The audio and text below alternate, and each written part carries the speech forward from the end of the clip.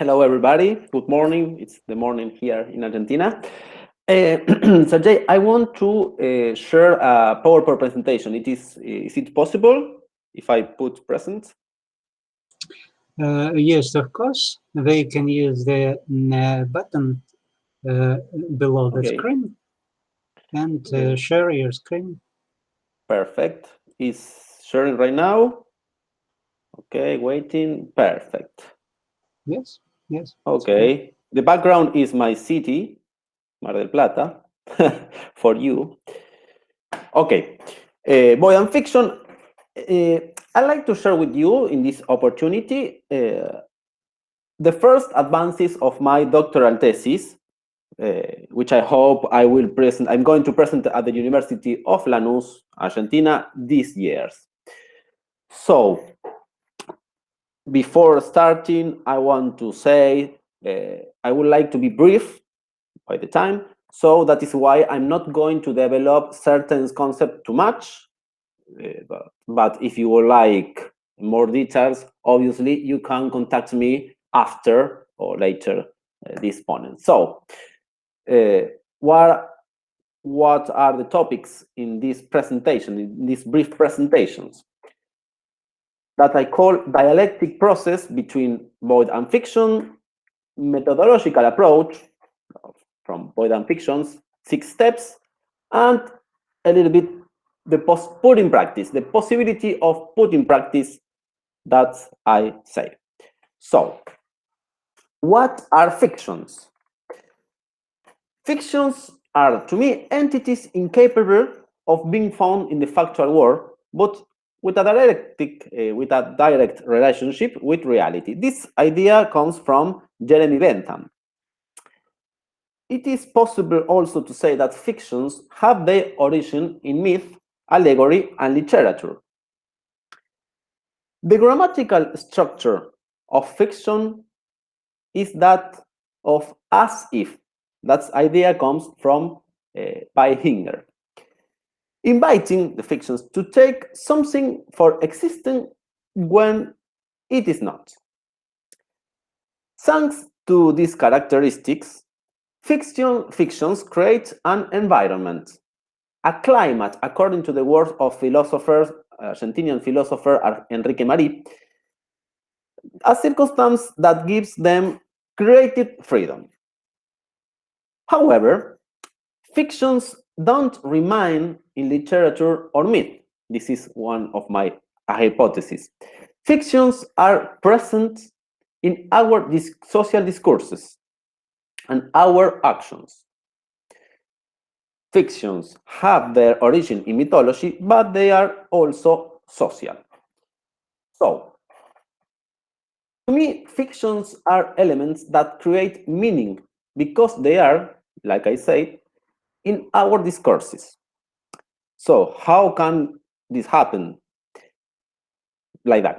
Because fictions are incorporated in our social discourses. It is possible to analyze the social discourses from Michel Foucault and also from Castoriadis. In my doctoral thesis, I made the two analyses, but in this case, I want to put my attention only in Castoriadis, Cornelius Castoriadis. He talks about imaginary significations, social constructions that constitute the meaning of things. These significations can be altered, broken, and recreated. So, the imaginary significations constitute discourse that support them from the language. I defend that these social discourses contain fictions. Why? Because fictions are imaginary significations that starts from what is considered as real to present a story that twists the real. The discourses generate actions, practice. If fictions are in discourse, then they also influence social practice. Let's look at the example of legal law. Here, in the legal law, there are legal fictions, elements that are used to legislate on events without jurisprudence. Bringing in from Roman law, when there is a void, a fiction is used. It is judged as if it were something noun.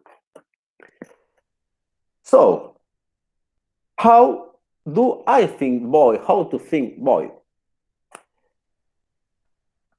Void is a complex concept, okay? You can think the void from physics and mathematics. But sorry, Fede, yes, if you change the presentation, they can see it because one first slide. Oh, what happened? Sorry. Okay. Right now, Yes, right now we can see. how to think the void? How to think void? How to think void? Yes. Perfect. So, I have an approach, or I want to approach right now to the void from an ontological and social perspective. And I say, in societies there is a horror vacui. Okay, the perspective that I propose is built from certain categories of Castoriadis and also from Alain Badiou, the French philosopher, starting from the assumption that in societies and the people who constitute them, there is a horror vacui. So, void, let's to think void like the result of the rupture of imaginary significations. The dynamics of society lead to this meaning ceasing, precisely to have meaning, leading to their rupture and, therefore, to emptiness. When this happens, it ceases to make sense.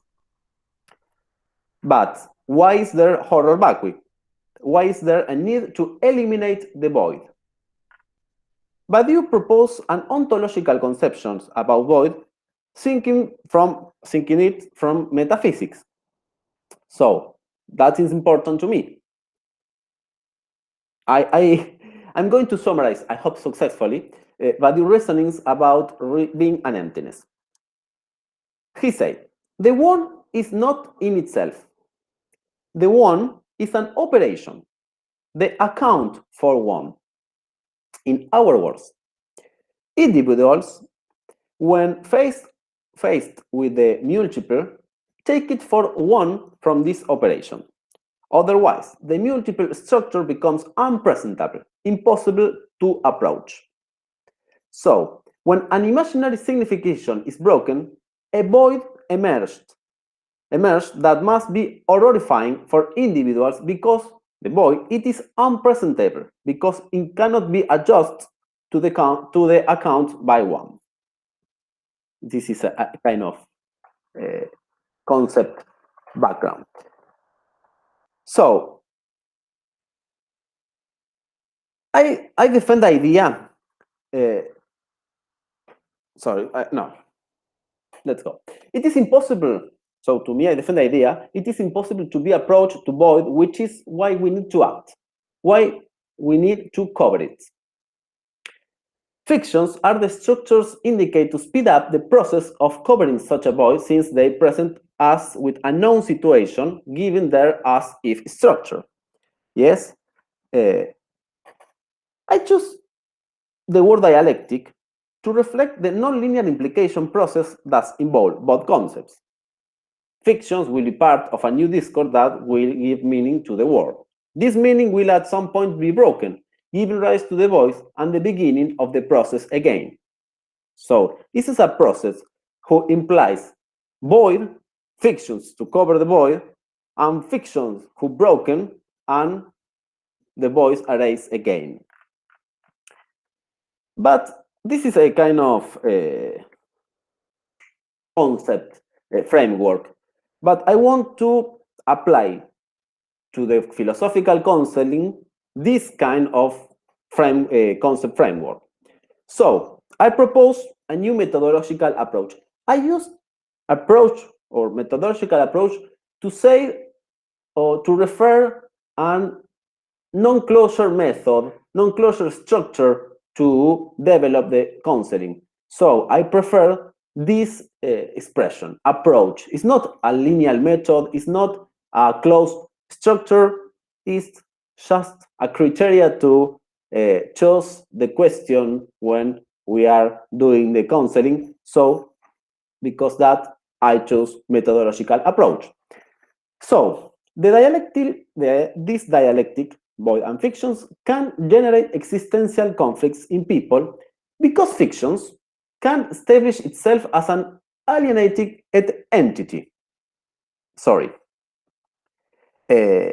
So, if philosophical counseling is a practice to develop critical thinking and also to develop the self-knowledge, I think it is necessary to contemplate this dialectic.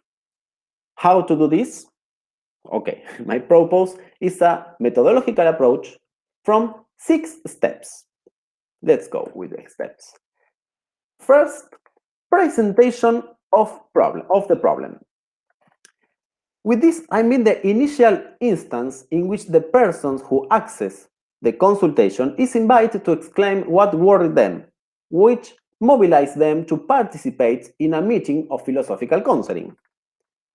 In this step, the person takes the floor to express the theme or idea that they seek to reflect together. What is to me the most conducive way? My proposal is doing a question. Start with a question. It's not only my proposal. I recognize. So, this is the first step. Number 2, problem statement. From my perspective, not always the problem presented by the consultant has to be the problem that worried him. This is not all due to their lack of skills. It occurs because the act of problematizing is arduous and complex. Sorry, Fede, your slides won't switch again. Ah, I don't know. Oh, six no, don't steps. worry. Six steps. Yes. 1, 2. That's okay? Yes, okay. Perfect. I want to make some magic with this, but I think it's better I like. We are in the number 2 problem statement. So I say it's not the same. Presentate the problem and state the problem, because it's not problematizing is an arduous work. So with the guide of philosopher, I think we can arrive to a core problem, the true problem, perhaps. So, the main objective of this problem statement is to establish an anagogic process where the consultant can transcend their own concepts, understand the assumptions on which they are established, and assert in the most precise way possible what they want to say. Number 3, interpellation of fictions. If it is observed that the problem raised in the previous step is related to a fiction that has emerged, then it will be necessary to seek to question it. What is intended is, in short, to show the fiction so that the consultant can become aware of it, consultant or client that you want. Then, once the fiction is enunciated, what will be sought is to question it, to make an interpellation. How to do it? My proposal is based on the falsifiability of Karl Popper. I defend the need to generate a reflective activity that confronts the subject with his own convictions and that, furthermore, invites him to think the opposite, to exercise the possibility of falsifying himself. Contrasting the ideas of the other is an eminently philosophical exercise, and therefore consistent, to me, with philosophical counseling. Number 4, questioning the void. The voids arise, I said, from the rupture of significations. So, The making of this step is related to exercise critical reflections around such significations and the process of rupture. Number 5, self-discovery. The concepts of individual desire or own will that appear perhaps in the previous step entail a process of self-knowledge, a circumstance that confronts us with the need to take it into consideration in our approach. For this reason, with the fifth steps, self-discovery, search it seeks to generate an encounter between the consultant and himself. Here appears another key concept, authenticity. The authenticity, considered as acting consistent with the result of the exercise of self-knowledge, can be a point of overcoming fiction, alienation versus authenticity. Reconstruction, the last step. What I am looking for with this step is that the consultant can, after the work is carried out, formulate a new hypothesis in order to replace the fictions that has been questioned. In fiction, if fiction is the result of speed, generating a new discursive element through reflection, and the time it takes can achieve a more authentic and less conflictive coverage of the void. If a new hypothesis is achieved, at least as an exercise in contrast to those that were brought, I consider that a reflective philosophical exercise will be carried out, a critical experience that meets the objective of philosophical counseling. So, put in practice. For my thesis, I developed 19 sessions with 10 subjects to practice or see if it's possible to put in practice this kind of methodological approach. First conclusions, it is impossible to know what is going to happen before the session because the approach is opening and we start with the word of the other people. I don't know what happened before the other people talks to me. So also I found it is impossible to establish a linear method. Okay, it's not step 1, step 2, step 3. Perhaps for somebody we remains in the step 2. In some cases, the approach serves like a criterion to do philosophical question. This is a good conclusion for me. This methodological approach could be put in practice. For all people? No. For all cases?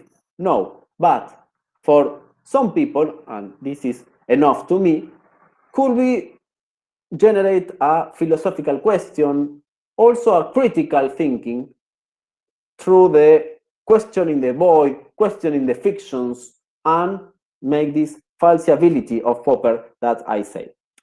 So, like I said, thanks to this approach, it is possible to develop critical thinking. I'd like to share shortly, one of these cases of Francisco. Francisco is not the real name, is to preserve the intimacy. I make this map with the six steps, and so you can see, I hope you can see, what happened in each step. So the first question of Francisco is why it is so difficult for me to confront the others. But when we start to dialogue, to questioning what is confront, what is difficult, what's meaning, what means these concepts, we arrive at the problem statement. How can I confront, says Francisco, a situation that I don't like? Okay, what's happened with the other people?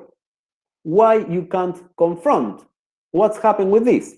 Okay, here, not here, each, I want to say a point something. Each each encounter or philosophical counseling, it's approximately takes 40, 50 minutes. So here I am presenting to you in 5 minutes. So this is shortly. So through the dialogue and fiction emerge. And says Francisco, don't me. I act as if the others are not humans, as if the structure, they are monsters. So if they are monsters, I can't, say Francisco, confront with them because they going to attack me, they're going to kill me, I don't know. So why appears these fictions? Let's go deeply. So in the consulting emerge, a lack of bond. When the other is not there, when Francisco is not with the other people, he presumes what the other person is. The void. The people is not there, a void. So how Francisco covered this void? Through the fictions. Okay, the other is a monster. So I invite him to make a self-discovery, to do face-to-face with him. So he found his building expectations, before meeting. So also he searched a kind of inclusion. I am very short. So can Francisco superate these fictions? Can Francisco, because we make an exercise of falsifiability, and Francisco said when he talks with the people, he found the people are not monsters. Only are monsters when he thinks about the connection with the people. So this kind of idea emerged only in our philosophical counseling. So can Francisco superate this idea? I put the challenge. Say me, what do you think about this after all works? So he says the other is a mystery. So let's go to some conclusions to finish my ponens. This process of rupture about void, coverage, and fictions is what I call the dialectic of emptiness and fiction. Yes, this is dialectic. These fictions can generate conflicts in the subjects as they are alienating elements. People who come to philosophical counseling can bring with them problems that are emerging from this dialectic. Not all the people, but some people can. To address this conflict, it becomes necessary to create a new methodological approach that takes this dialectic into account. This is the conclusion and my thesis. So, to be philosophical, to me this is important, this approach must tend toward critical thinking at the same time that it must be respectful of the other's work, working with the person and not above the person. Thank you very much. Muchas gracias. I think like I said, I be brief. So if you want to keep in contact with me or some question or I don't know, what do you want? This is my Facebook, my email, and my Instagram. And I think it's all for me. Thank you very much. I know that we have very little time, but I have a very short question to you. Can you share some kind of experience that when you are using these 6 steps with your client in your consultation, that what kind of feedback you have getted? That how do people, can they realize that you have 6 different steps, or is it even meaningful? Or what kind of feedback you can get? Can you share some of these kind of comments, because this is interesting? Yes, I think from some certain people, the feedback was that they could face they could found with some ideas that are in deeply. So these fictions, perhaps like a Precious, I don't know, like the case of Francisco that I said, are not clear, are not in front of our eyes. So with this process, perhaps I think the more shock, I don't know, shocked to the people, to the client, is this falsibility. Is okay. Are you say to me, you think the other are monsters? Perfect. But when you talk to me about your dialogue with the people or your connection with the people, you don't act like if the people are monsters. So what's happening with this? This kind of action, I think, is very, very important. So it is not possible with all people arrive to these steps. Perhaps I have some experience where we remains only in the step number 2, passing from the problem a presentation of problem to the statement of problem. Because when I start to interpolate the concept, what are you thinking about, I don't know, love or freedom, that starts a dialogue, very, very, a very good dialogue, important dialogue, but remains like there because we have short time, we have all life. But for that, I say this approach can't be developed all perhaps in our session. Perhaps with people, yes. With some people, yes. With some people, no. I don't know if I answered your question, Pia, but I hope yes. Thank you. I think you did it very well, because I think it's always very relevant question that do we have a method when we're doing counseling, and if yes, that what kind of method, that can I describe out about my method example. And that was very good, and it was very interesting to hear that that it's not a straight away like a mathematical method, that you really go through of the whole 6 part with your clients. Yeah, very good. Thank you very much. You're welcome. Thank you.